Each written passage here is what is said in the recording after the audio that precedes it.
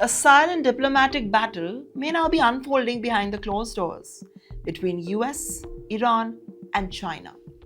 And at the center of it all lies one of the world's most dangerous choke points. And we all know about it, the Strait of Hormuz. Tonight, Iran is making one thing very clear. It does not trust the United States. Not yet, not even close. And even as indirect negotiations continue through Pakistani mediation, the Iranian sources are warning that no agreement with Washington will survive unless Tehran sees immediate action, not just the promises.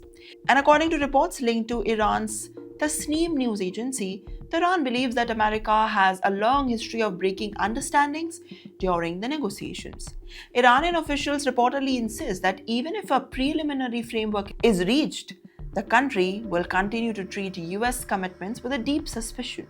But Iran has now reportedly drawn a very hard red line: the immediate release of at least parts of its frozen financial assets.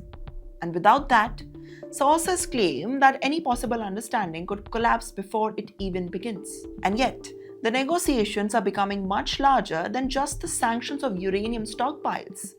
Because behind the diplomatic chessboard, another power is quietly moving in its pieces. And what is that? It is China. Well, according to East Asian diplomatic sources cited by Al Mayadeen, Beijing has reportedly backed a broader regional blueprint involving Iran, Pakistan, and Gulf nations. And the possible proposal is ambitious.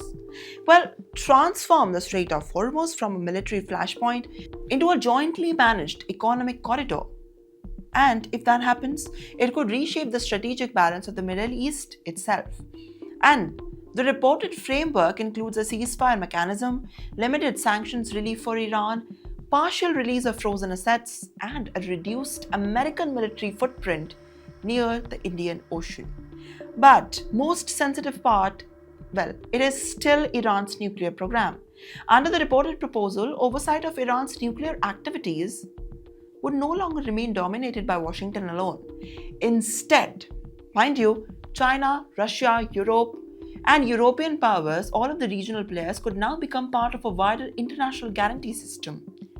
And that is precisely why the moment matters globally. Because this is no longer just about Iran and America, it is also about whether the new Middle Eastern order is slowly emerging. Well, one where China gains the greatest strategic influence, while the America's traditional dominance still weakens.